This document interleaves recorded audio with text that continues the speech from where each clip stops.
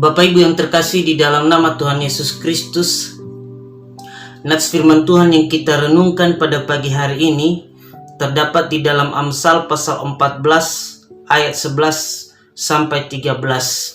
Amsal pasal 14 ayat 11 sampai 13, beginilah firman Tuhan. Rumah orang fasik akan musnah, tetapi kemah orang jujur akan mekar. Ada jalan yang disangka orang lurus, tetapi ujungnya menuju maut. Di dalam tertawa pun hati dapat merana, dan kesukaan dapat berakhir dengan kedukaan. Demikian jawab pembacaan firman Tuhan. Saya menyapa kita semua, Shalom. Tema kita pada pagi hari ini adalah jauhi kebebalan dan jadilah bijaksana. Jauhilah kebebalan dan jadilah bijaksana. Bapak Ibu yang terkasih di dalam nama Tuhan Yesus Kristus, kadangkala kita mengalami saat hidup yang berada di persimpangan jalan. Kita harus mengambil sebuah keputusan yang akan menentukan jalan kita ke depan.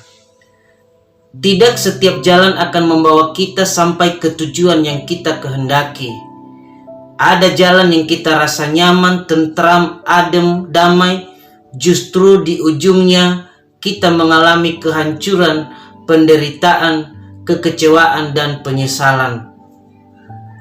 Tentu kita bertanya, bagaimana kita mengetahui jalan mana yang benar ketika ada begitu banyak pilihan dalam hidup ini?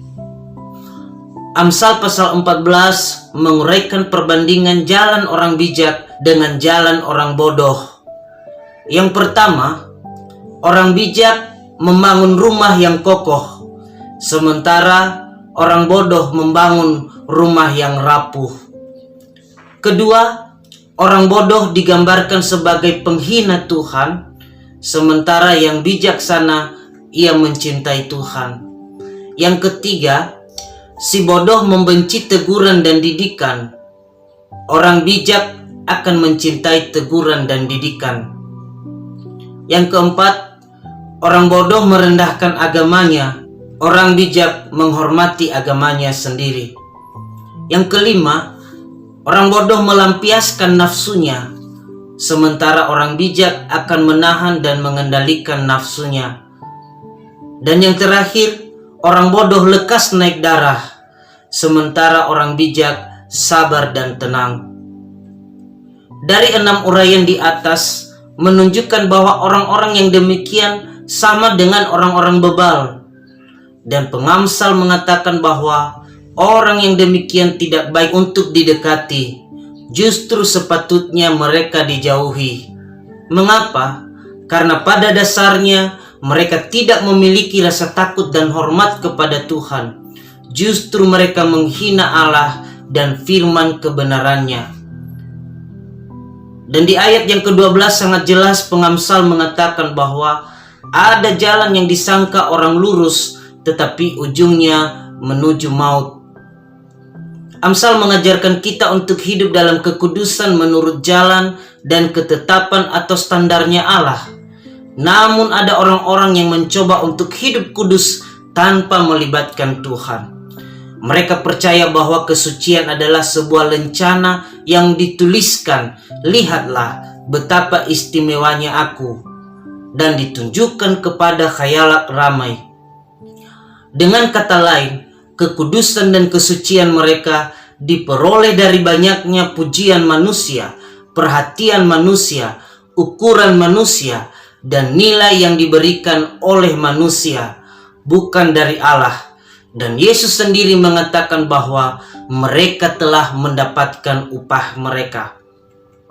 Selain itu, orang-orang bodoh dan bebal ini, mereka berjeri lelah dalam kekudusan dan melakukan segala sesuatu atas namanya Tuhan. Padahal kenyataannya, semuanya itu hanya ada di mulut belaka mereka. Mereka menerapkan daftar perintah dan larangan yang diberlakukan untuk semua orang di sekitar mereka. Tetapi mereka sendiri merasa bahwa itu bukan untuk diri mereka sendiri. Mereka bersembunyi di balik nama Allah untuk mencapai popularitas, ketenaran, dan kesuksesan. Bapak Ibu yang terkasih di dalam nama Tuhan Yesus Kristus, kebebalan bukanlah suatu yang menyenangkan untuk kita.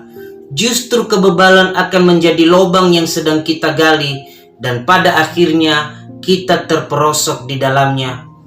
Jangan kita merasa bahwa apa yang baik yang kita lakukan dengan standar dan nilai dari manusia itu adalah yang baik.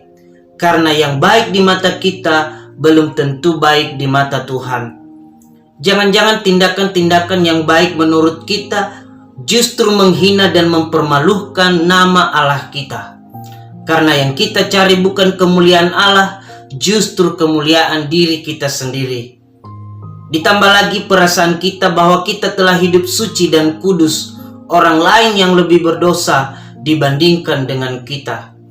Kepercayaan diri ini membodohkan diri kita sendiri, karena kebodohan sendiri terjadi saat kita mengikuti nasihat dan keinginan pribadi kita yang egois itu.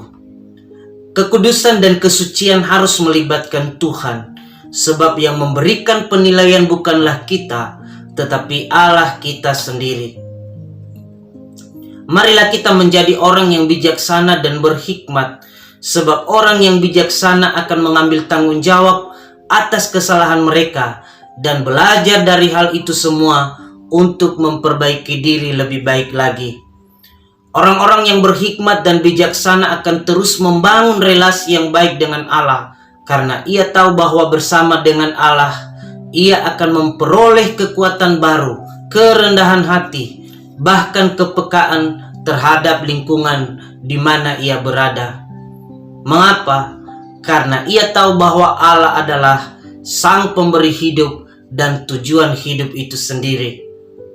Akhir kata, kami mengajak kita semua, marilah kita menjauhi kebebalan itu dan hiduplah bijaksana, karena itulah tujuan hidup yang terindah, yang menyenangkan hati Tuhan dan juga sesama kita.